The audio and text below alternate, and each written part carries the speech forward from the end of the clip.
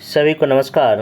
आज इस लेक्चर में बीपीएससी मेंस एग्ज़ाम खास करके एसए के पेपर के पॉइंट ऑफ व्यू से एक मोस्ट इम्पोर्टेंट टॉपिक मैं डिस्कस करने जा रहा हूं, जिस टॉपिक का नाम है शिक्षा या एजुकेशन।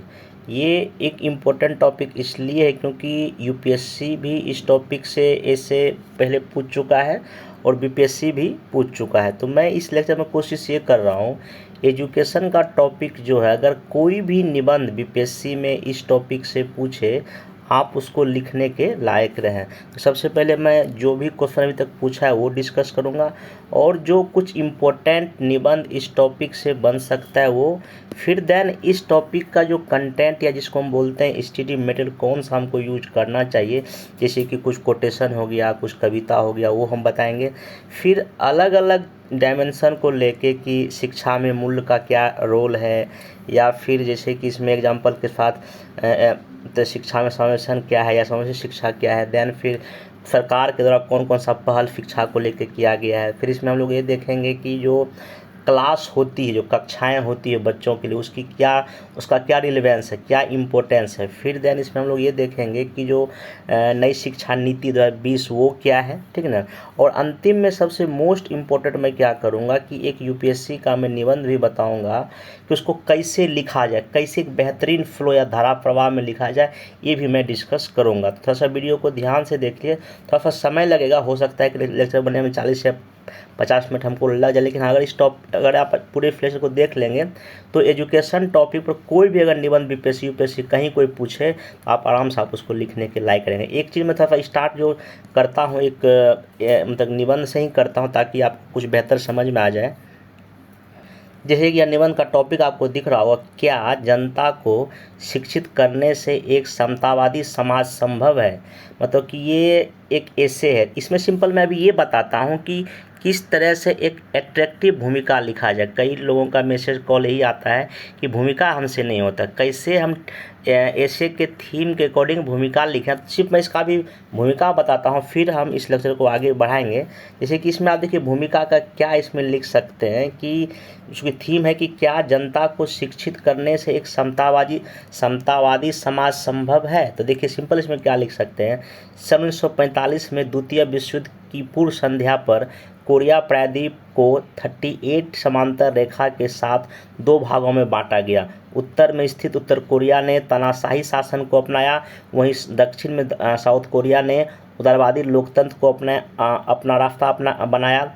साउथ कोरिया ने अपनी जनता को ऊंची शिक्षा, इनोवेशन और उद्यमिता के लिए प्रोत्साहित किया, वहीं उत्तर कोरियन जनता की शिक्षा की बजाय परमाणु विकास कार्यक्रमों पर खर्च किया। आज लगभग 7 दशक बाद जहां साउथ कोरिया ने शिक्षा के दम पर समतावादी और विकसित राष्ट्र का तमगा हासिल कर चुका है, वहीं दूसरी ओर नॉर्थ कोरिया में शिक्षा के बिना ना तो समतावादी समाज की स्थापना कर सका है, ना ही व्यक्तियों को पर्याप्त स्वतंत्रता प्राप्त की है। उपरोक्त स्थिति या परिदृश्य हमें शिक्षा की महत्ता बताती है तथा शिक्षा व सामाजिक समानता में पारस्परिक संबंधों को व्यक्त करती है। लेकिन यहाँ विचारणीय प्रश्न यह है कि क्या केवल शिक्षा से ही समतावादी समाज संभव है, या फिर और भी कुछ रास्ते हैं जिसके जरिए समतावादी समाज का निर्माण किया जा सकता है। इन्हीं सब प्रश्नों का उत्तर जानने के लिए एक समग्र विश्लेषण की आवश्यकता है। तो आप देखिए इस तरह से भूमिका और ऐसे फ्लो में लिख सकते हैं। बाकी इसमें आगे मैं आगे डिस्कस करूँगा। तो अब इसमें हम देख लेते हैं कि यूपीएससी द्वारा अभी तक कौन कौन सा टॉपिक इससे पूछा जा चुका है। जैसे कि इसमें पूछा था, साक्षरता में अत्यंत तीव्र गति से वृद्धि हो रही है किंतु उसके अनुरूप शिक्षा का विकास नहीं हो रहा है। ये काफ़ी अच्छा टॉपिक बन सकता है, आप पूछ चुका है। मूल्य आधारित विज्ञान और शिक्षा, ये हो सकता है। तीसरा इसमें भारत में उच्च शिक्षा का निजीकरण। फिर वास्तविक शिक्षा क्या है।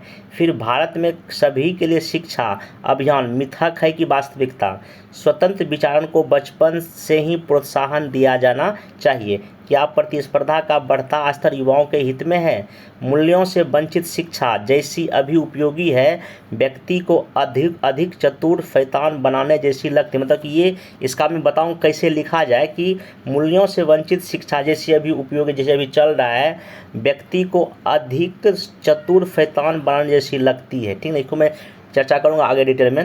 राष्ट्र के भाग का स्वरूप निर्माण उसकी कक्षाओं में ही होता है, मतलब बच्चे की बात यहाँ कर रहा है। और कक्षा की क्या अप्रासंगिकता है ये, और संभावित जो कुछ निबंध बन सकता है, जैसे कि जियो तो ऐसे जियो कल ही मरने वाले हो, और सीखो ऐसे जैसा हमेशा जियोगे, ये गांधी जी का कहना है। शिक्षा केवल एक घड़े का भरना नहीं है, यह आग जना जैसा, ये भी थीम बन सकता है। एक लड़के को शिक्षित करना एक व्यक्ति को शिक्षित करना है, लेकिन एक लड़की को शिक्षित करना एक समुदाय को शिक्षित करना। ये बात अच्छा स्टेटमेंट है। कितनी प्रासंगिक रह गई पारंपरिक कक्षाएं, ई शिक्षा का बढ़ता प्रचलन। मैं ये 68 में भी टॉपिक कराया था और यहाँ से क्वेश्चन आया भी था, ठीक ना। शिक्षा को कौशल से अलग कर नहीं देखा जाना चाहिए, और शिक्षा में प्रौद्योगिकी का महत्व। ये सब कुछ संभावित टॉपिक है जहाँ से आपका निबंध बन सकता है। अब आगे इसमें देखिए बढ़ते हैं। इसमें कुछ आपको पंक्ति या कुछ दोहा कौन सा याद रखना चाहिए इस टॉपिक के लिए। जैसे गांधी जी कहते हैं कि जो मुक्ति के योग बनाए वही विद्या है, ये भी लाइन आप शुरू कर सकते हैं। अब्राहम लिंकन जी का कहना है कि मैंने जो कुछ भी सीखा है पुस्तकों से सीखा है। जॉन डेवे का एक स्टेटमेंट है, शिक्षा जिंदगी की तैयारी नहीं बल्कि खुद की ज़िंदगी है। फिर सुकरात का एक बहुत बड़ा स्टेटमेंट है कि शिक्षा से तात्पर्य प्रत्येक मानव के मस्तिष्क में अदृश्य रूप से विद्वान संसार को सर्वमान विचारों को प्रकाश में लाना। ये पूरा ऐसे भी बन सकता है, क्योंकि अगर किसी महापुरुष या किसी थिंकर का जो स्टेटमेंट रहता है वही ऐसे भी बन जाता है, जैसा यूपीएससी में बीपीएससी भी कर रहा है। शिक्षा की जड़ कड़वी है पर उसके फल मीठे हैं, ये किसने कहा है? अरस्तू ने कहा है। शिक्षा सबसे ताकतवर हथियार है जिससे दुनिया बदली जा सकती है, मंडेला का स्टेटमेंट है। शिक्षा तथ्यों को सीखना नहीं बल्कि सोचने के लिए मस्तिष्क को तैयार करना, ये भी आपका निबंध बन सकता है। फिर एक यहाँ संस्कृत का फ्लो का आप ये लिख सकते हैं, तत्कर्म यन वाध्याय सा विद्या या विमुक्तिये यायासा परम कर्म विद्याना शिल्पे नए पुनम। मतलब विद्या वह है जो हमें अज्ञानता के बंधन से मुक्त करे और आत्मनिर्भर बनाकर हमको आत्मनियंत्रण भी दे। तो उपरोक्त किसी भी कोटेशन से आप भूमिका या किसी बॉडी पार्ट में इस कोटेशन को यूज कर सकते हैं। इवन यहाँ तक कि जब आप निष्कर्ष एक बेहतर लिखना तो निष्कर्ष के अंतिम में भी किसी एक पंक्ति का या किसी दोहा का आप यूज कर सकते हैं। तो अब हम आगे बढ़ते हैं। जैसे कि इसमें एक तो क्वेश्चन ये बन सकता है कि मूल आधारित शिक्षा की जब तक बात अगर आएगा किसी ऐसे में, तो आप देखिए क्या लिखेंगे, शिक्षा में मूल्यों वैल्यूओं का क्या स्थान है, या वास्तविक शिक्षा आखिर में है क्या, रियल एजुकेशन क्या है। अगर ऐसा कोई थीम पर ऐसे है तो क्या इसमें हम वैल्यू डिफाइन कर सकते हैं। पहला इसमें है अपने मूल स्वरूप में शिक्षा का तात्पर्य ही है सीखने की प्रक्रिया में मूल्यों का अनिवार्य सम्मिलित। देखिए सीखिए, आप जोड़ घटाव गुना भाग सीखिए, आप हिस्ट्री ज्योग्राफी सीखिए, लेकिन जो बेसिक जो वैल्यू है मानव वैल्यू वो भी आपको समाहित करना पड़ेगा। शिक्षा उस प्रक्रिया को कहते हैं जो हमें अपने अनुसार अच्छा जीवन जीने और ऐच्छिक परिवर्तन लाने की प्रेरित करती है।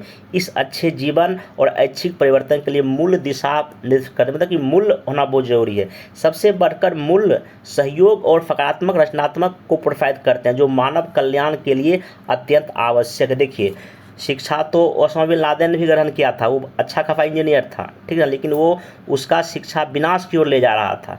शिक्षा ग्रहण डॉक्टर एपीजे अब्दुल कलाम भी किए, वो किसी राष्ट्र के निर्माण के लिए। यहाँ देखिए मूल्य का ही तो अंतर है। मैं बार बार कहता हूँ कि आप जब भी कभी निबंध लिखें इस तरह के एग्जाम्पल से अपने आंसर को जस्टिफाई करें, और मार्क्स आपको 65 मिलेगा। ये मैं 68 से 69 से जो गाइड कर रहा हूँ, काफ़ी सारे ऐसे स्टूडेंट जो कि टॉप कर गए और अच्छा खासा मार्क्स एस में ला लिए। क्यों? क्योंकि आपको वैसा कुछ बॉडी पार्ट में या निष्कर्ष में या कहीं भूमिका वो बात लिखना पड़ेगा जो आपको 65 मार्क्स दिला सके, ठीक ना। हम आगे बढ़ते हैं कि मूल शिक्षा मनुष्य को न केवल क्षमतावान बनाती है बल्कि उसे निर्देशित भी करती है कि उसकी क्षमता किस प्रकार का उपयोग किया जाना चाहिए। ये सब आप ऐसे में यूज कर सकते हैं। अगर शिक्षा को एक साधन के रूप में लिया जाएगा तो इसके सकारात्मक और नकारात्मक दोनों परिणाम आने स्वाभाविक ही हैं। एग्जाम्पल के लिए देखिए, आप एग्जाम्पल क्या दिए, मैं बोलता हूँ कि पहले आप कुछ बातें बोलिए तब आप एग्जाम्पल दीजिए। अब एग्जाम्पल क्या है, यदि कोई व्यक्ति अनुचित मंशा से वैज्ञानिक शिक्षा ग्रहण करे,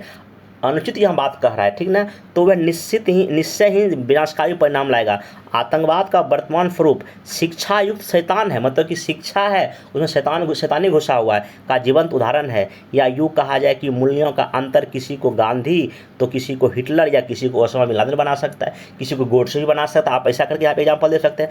आज शिक्षा का उद्देश्य रोजगार प्राप्त करना मात्र रह गया है, ठीक ना, परंतु ऐसा करना भविष्य के लिए कई चुनौतियों का खड़ा कर सकता है। शिक्षा रोजगार परक हो, किंतु मूल्यों से किसी तरह का कोई समझौता आपका नहीं होना चाहिए। मूल्य रहित व्यक्ति अपने पेशे में भ्रष्ट आचरण कर सकता है। आज डॉक्टर द्वारा मरीज का अंग चोरी कर लेना, शिक्षकों द्वारा छात्रों का यौन शोषण, इसका एक प्रत्यक्ष प्रमाण है, प्रत्यक्ष उदाहरण है। आप ये आंसर में लिखेंगे। प्राचीन भारत में गुरुकुल पद्धति आधारित शिक्षा दी जाती थी, जहां रामायण और महाभारत या ऋग्वेद जैसी चीज़ों को पढ़ाया जाता था। मूल रहित शिक्षा ब्रिटिश व्यवस्था की उपजी परंपरा है। दरअसल उपनिवेश स्थापित का उद्देश्य ही भारत को क्या कहते लूटना था, तो ऐसे उद्देश्य मूल आधारित शिक्षा का ना होना लाजमी था। ऑब्वियस सी बात है, ब्रिटिश ने शिक्षा यहाँ लागू किया। स्वतंत्रता संघर्ष के दौरान चाहे राजा राममोहन रॉय हैं या स्वामी विवेकानंद, गांधी जी, टैगोर आदि मूल आधारित शिक्षा की बात करते थे, चरित्र निर्माण की बात करते थे, नैतिकता की बात करते, प्रकृति आदि इसके विषय होते थे। गांधी जी शिक्षा को एक ऐसे जीवन प्रक्रम के रूप में देखते थे जो सहिष्णुता, सहअस्तित्व, सामाजिक उत्तरदायी जैसे मूल्यों का विकास करती हो। तो आप देखिए, मैं भी बोलता हूँ, शब्दों का चयन, वाक्यों का चयन इतना सटीक आपके ऐसे में होना चाहिए जहाँ आपको 65 से लेकर 70 मार्क्स एकदम देने के लिए वो मजबूर हो जाए। ऐसा करना पड़ेगा। अगर आप क्लिक करेंगे तो ऐसा हुआ भी 68 में 7 में ऐसे कई कॉपी हुआ है जो कि अच्छा मार्क्स गेन किए है। तो आप भी कर सकते, लेकिन हाँ, चीज़ों को थोड़ा प्रैक्टिस करना पड़ेगा, चीज़ों को देखना पड़ेगा, तभी आप ऐसा कर सकते हैं। अब नेक्स्ट अगर इसमें ऐसा कुछ टॉपिक आ जाए, समावेशी शिक्षा का क्या, या शिक्षा में कैसे हम सभी को जोड़ने का हम कोशिश करें, इसमें देखिए क्या आप लिख सकते हैं। भारत में जो भी गलत है, अन्यायपूर्ण है, उसके मूल में कहीं ना कहीं शिक्षा की मूलभूत जड़ता जिम्मेदार है। शिक्षा के प्रति सरकार और अभिभावक का रवैया भारत के भविष्य को खराब कर रहे हैं। आज़ादी के 75 ईयर्स बाद भी गरीबी, बेरोजगारी और लोकतांत्रिक जीवन पद्धति, सामाजिक अशांति सभी इसी के क्या है, प्रतिफल है। अब देखिए यहाँ पे एक कवि नागार्जुन का बहुत अच्छा ही कविता आप अपना आराम से ऐसे में यूज कर सकते हैं। हमारे देश की शिक्षा क्या समावेशी है, क्या इंक्लूसिव है, क्या सबों तक पहुँच है। देखिए कितना बेहतर लिख सकते हैं।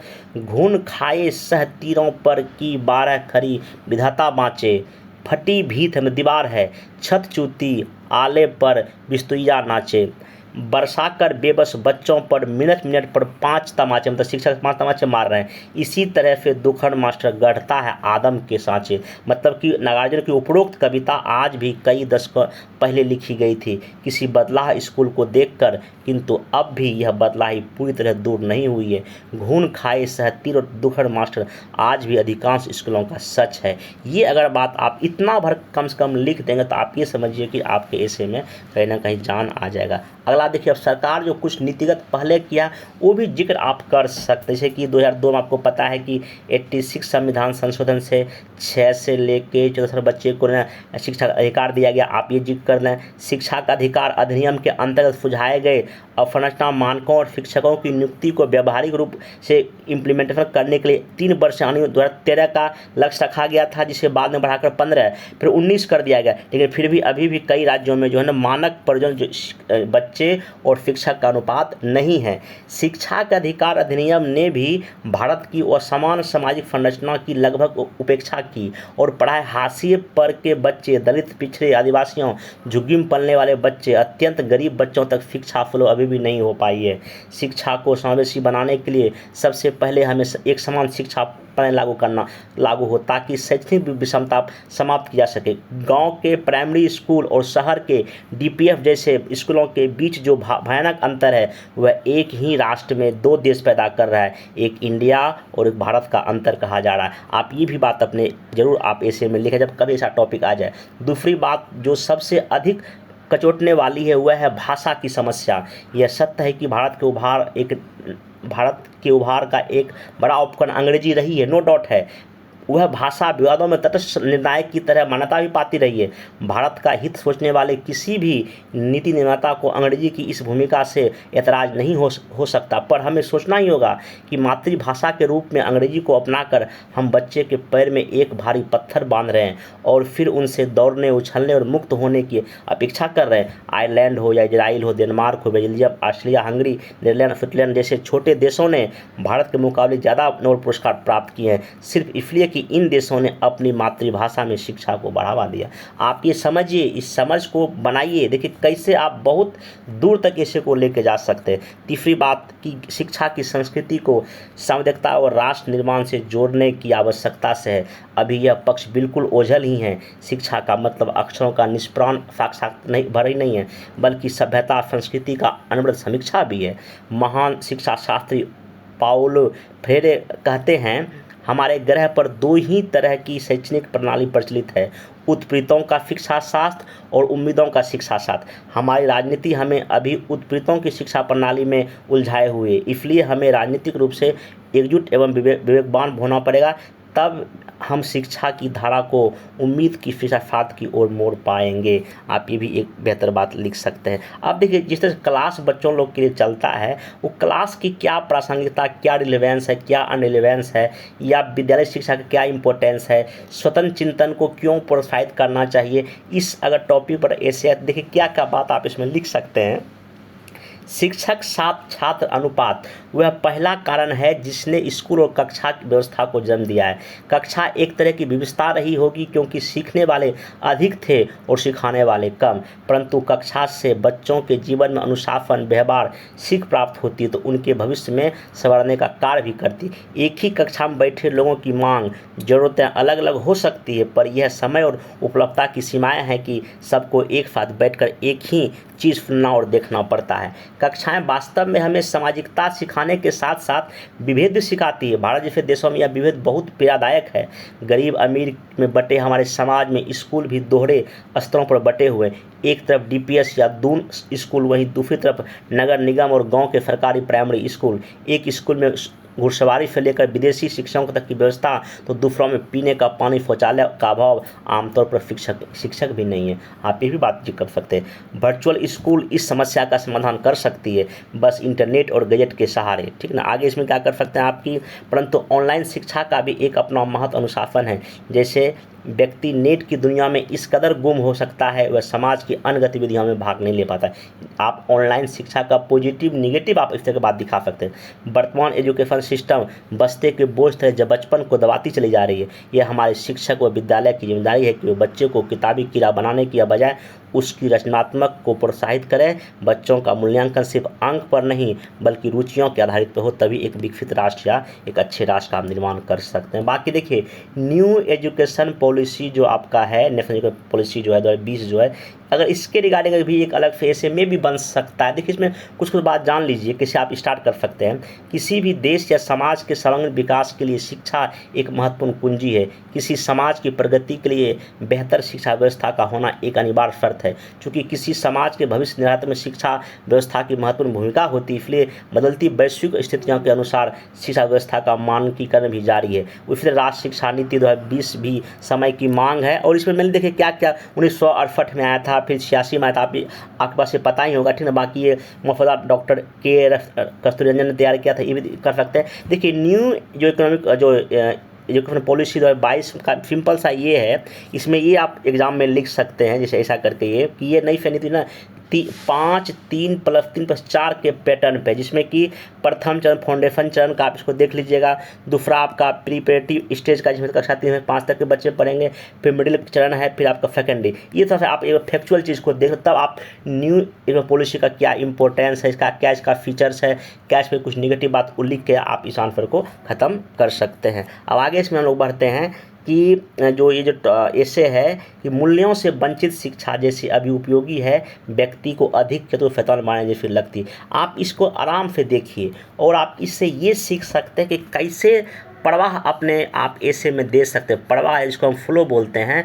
आप देखेंगे कि स्टार्टिंग से लेकर अंतिम यहाँ निष्कर्ष तक में एक फ्लो में, और ऐसा अगर आंसर ऐसे लिख दिए ना, आप ये मान के लेकर 75+ आपको मिल जाएगा। तो हम इसको शुरू करते हैं। इसमें देखिए, इसका ऐसे का मेनली थीम ये है, मूल्यों से वंचित शिक्षा जैसी अभी उपयोगी है, जैसा अभी चल रहा है, व्यक्ति को अधिक चतुर शैतान बनाने जैसी लगती है।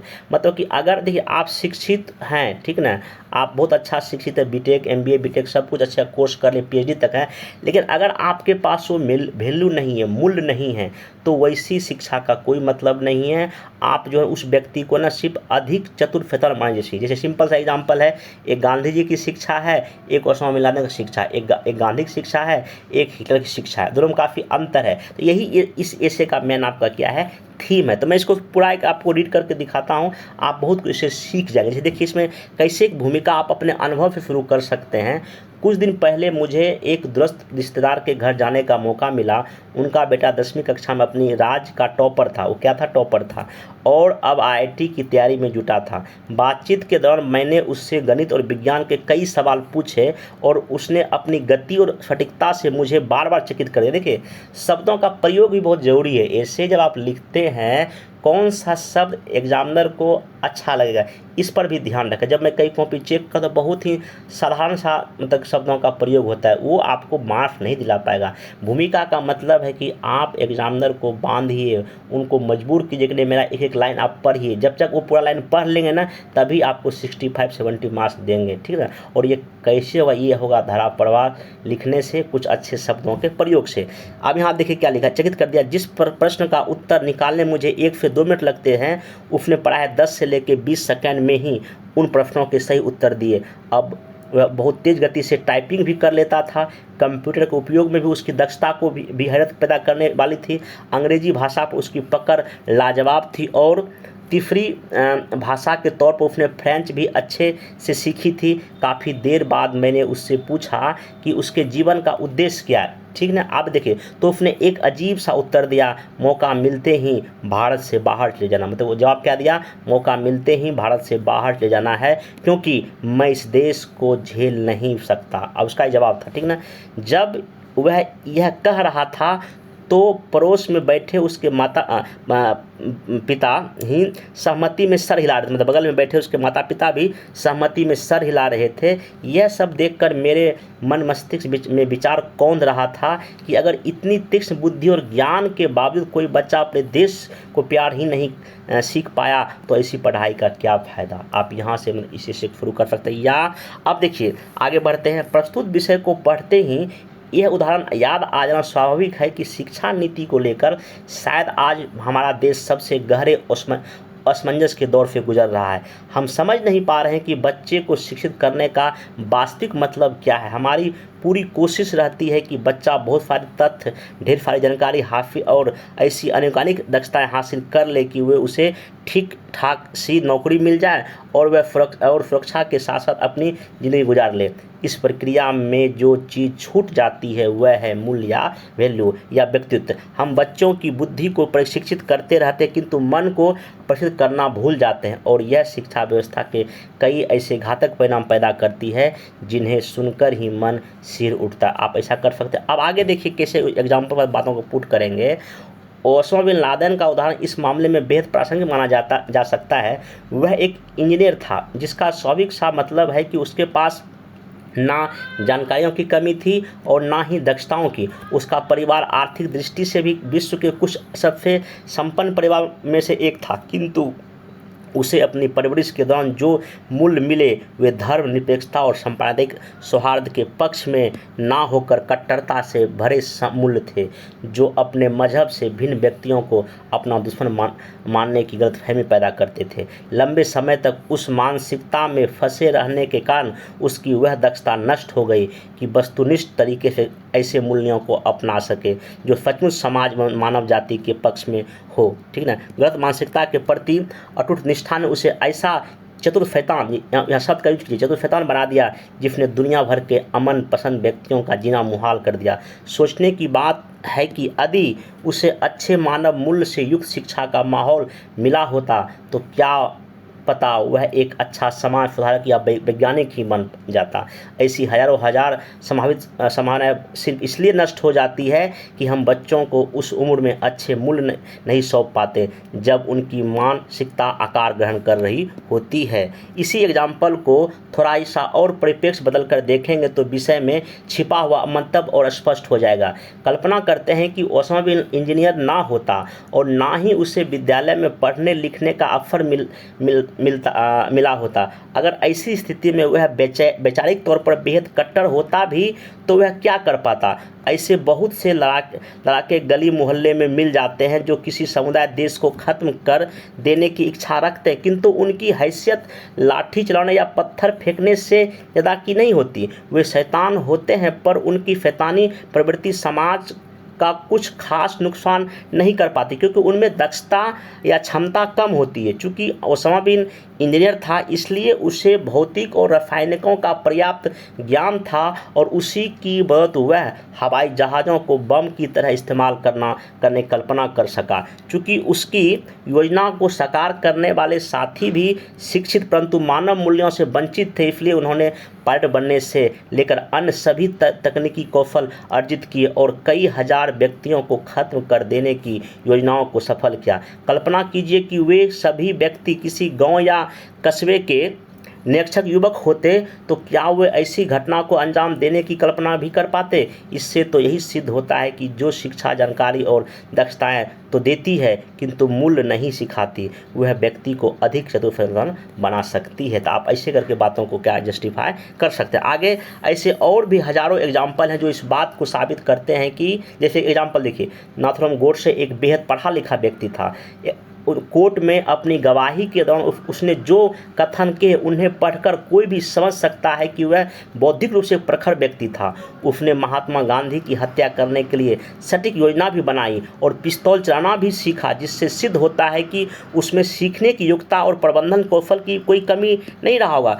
किंतु ये सारी योग्यताएं मिलकर भी उसे इतना ना सिखा सकी कि विचारों की लड़ाई लेखों और भाषणों से लड़ी जाती है, ना कि बंदूक से। वह इतना भी नहीं सीख सका कि एक निहत्थे वृद्ध व्यक्ति को जान से मार देना सांस्कृतिक इतिहास में गर्व की नहीं शर्म की घटना के तौर पर स्मरण किया जाएगा। आप ऐसे बात पे लिख सकते हैं। आगे मिथकों के अगर ओर चलें तो कुछ यही स्थिति रावण की भी नज़र आती है। वह प्रकांड विद्वान था, शास्त्रों का ज्ञाता था, किंतु ज्ञान और शक्ति के अहंकार में यह भूल गया कि किसी साधारण मनुष्य की प्रतिष्ठा का हनन करने का अधिकार राजा को भी नहीं होता है। ठीक ना। अंततः उसे उसका यही व्यवहार उसको ले डूबा। रामायण पढ़कर बार बार लगता है कि अगर उसने विभीषण या मंदोदरी के समुचित आग्रहों को मान लिया होता तो उसके साम्राज्य का वैसा ध्वंस नहीं होता जैसा कहानियों में मिलता है। महाभारत की दुर्योधन एवं दुशासन की कहानियाँ भी पढ़ाई ऐसी ही है। ठीक ना।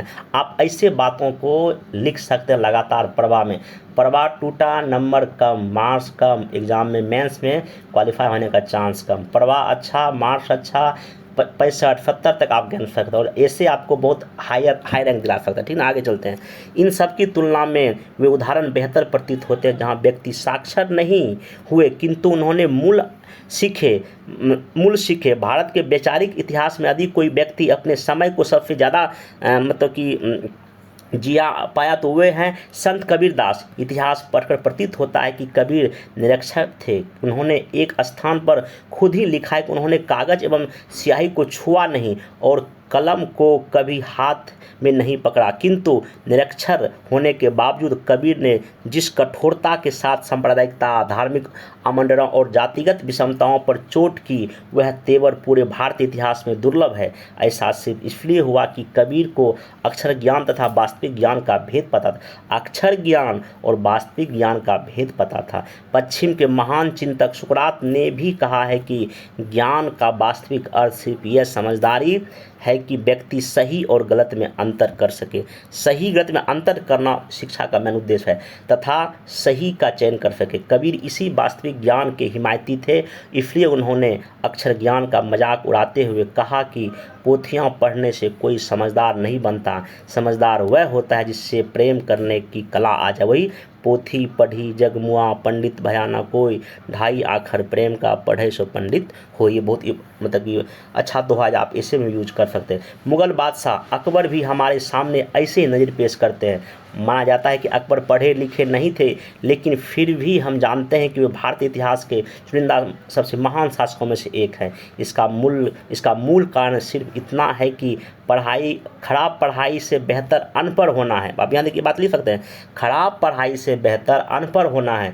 गलत शिक्षा हमारे भीतर गलत मूल्य भर देती है और फिर हम जीवन भर उन मूल्यों के प्रभाव से मुक्त नहीं हो पाते। अकबर को शिक्षा नहीं मिली, इसलिए उन्होंने अपनी स्वाभाविक सूझबूझ से शासन चलाया। कोई भी समझदार व्यक्ति अपनी स्वाभाविक सूझबूझ से समझ सकता है कि दो समुदायों को साथ साथ रहने के लिए समझ की जरूरत होती है, ना कि व्यवस्था की। इसी कॉमन सेंस ने अकबर को सुलह उल कुल नीति और दीन इलाही जैसी नीतियां बनाने की प्रेरणा दी तथा उन्होंने साबित किया कि अच्छे मूल्य हो तो शिक्षा से वंचित व्यक्ति भी समाज के लिए लाभकारी हो सकता है। बहुत दूर ना जाकर अपने ही घरों में झांकेंगे तो पाएंगे कि हमारी दादी नानी की पीढ़ी की बहुत सी महिलाएं निरक्षर होकर भी समझदारी में पढ़े लिखे लोगों पर भारी पड़ती है। उन्हें जीवन जीने का फलीका सभी को साथ लेकर चलने का इल्म या ज्ञान प्राय उनसे ज़्यादा होता है जिन्होंने कॉलेज और विश्वविद्यालय में भारी भरकम पढ़ाई की है। मतलब ये आप एग्जाम्पल में डाल सकते हैं, मतलब लिख सकते हैं, वो अच्छा लाइन है। विचार इस प्रश्न पर भी होना चाहिए कि मूल्यों से युक्त शिक्षा कैसी होनी चाहिए। दरअसल एक अर्थ में हर शिक्षा कुछ न कुछ मूल्य सिखाती ही है।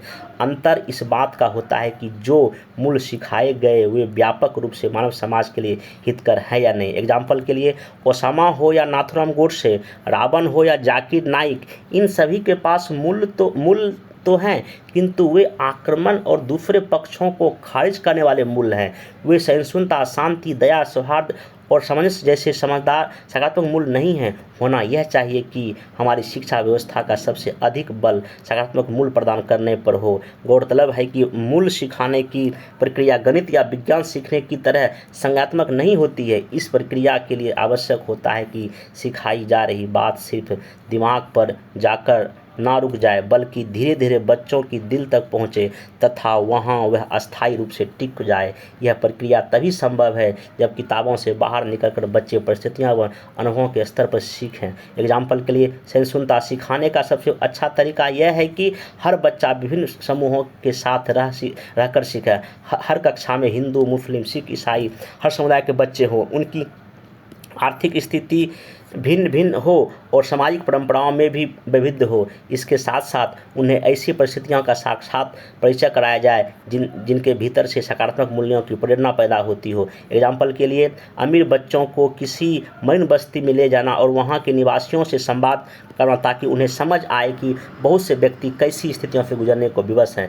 यह कहने में कोई अतिशयोक्ति नहीं है कि ऐसे मूल्यों के परिवेश में शिक्षित होने वाला बच्चा अगर आर्थिक या अन्य मोर्चों पर बहुत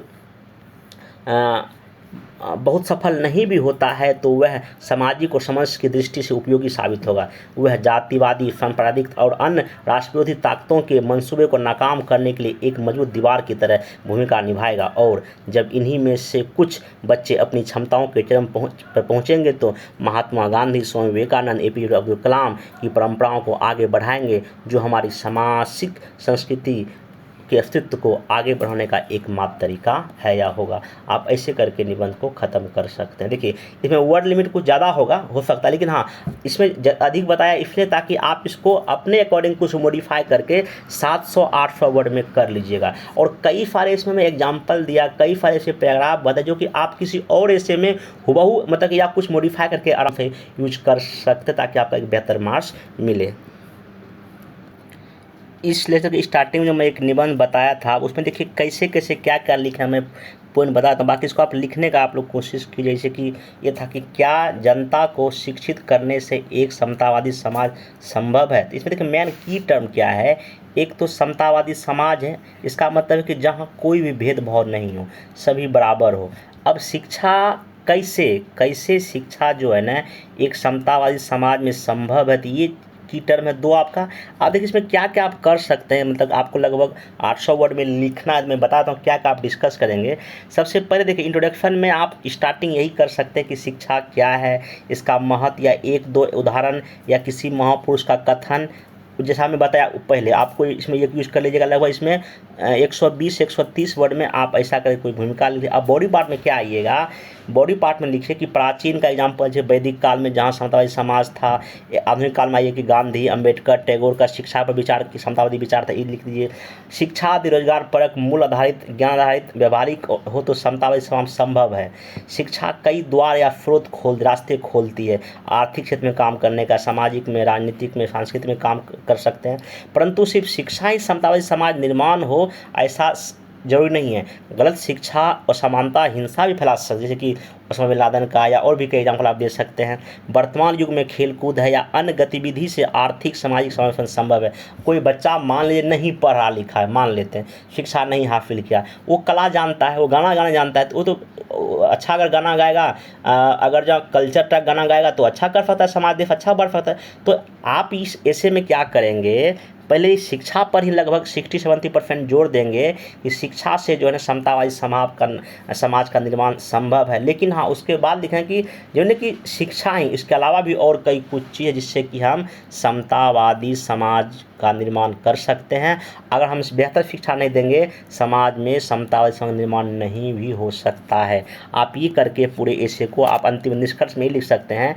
तमाम चर्चा का सार यह है कि एक शिक्षित समाज सबको जल्दी सीख सकता है तथा अपने अधिकार और कर्तव्य को पहचान सकते। शिक्षा के फेवर में आप इस एसे को ख़त्म करेंगे। बाकी मैं बता ही दिया कि इसमें भूमिका में नॉर्थ कोरिया, साउथ कोरिया का लिख लीजिएगा, बाकी कुछ को फाइनलाइज कर लीजिएगा, आपका आंसर में फ्लो इसमें जो बन जाएगा।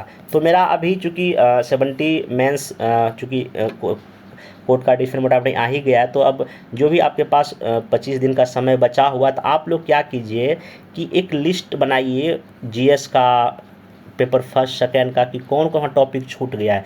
जो छूटा हुआ उसको कोशिश करके 31 मार्च तक एनी हाउ करने का। बाकी निबंध को लेके लगातार मेरा लेक्चर आ रहा है, जो डेमोक्रेसी पे, मीडिया पे मैं ऑलरेडी प्लेलिस्ट बना दिया, आप उसको भी देखिए। बाकी आने वाले समय और भी कई तरह के मेंस का, जैसे करंट अफेयर्स का, या और भी कुछ लेक्चर मैं लूँगा, आप बने रहिए और देखते रहिए। बाकी मेनली है कि आप जो अभी तक पढ़े हैं उसको मल्टीपल्स टाइम रिविजन, यही आपको मेंस में जान पता है। बाकी और आप पर डे 2 घंटा 1 घंटा लिखने की प्रैक्टिस करें, ऐसे है या DI बनाने की प्रैक्टिस करें। और आपका जीएस में शॉर्ट आंसर, खासकर पेपर 2 में शॉर्ट आंसर, क्योंकि देखिए जीएस पेपर 2 में आपको 15 शॉर्ट क्वेश्चन लिखना है ना, वो कैसे टाइम में लिमिट में लिखा है, ये प्रैक्टिस करना बहुत ही जरूरी है, आपके लिए काफ़ी हेल्पफुल होगा। फिर मिलेंगे नेक्स्ट वीडियो में। Thank you.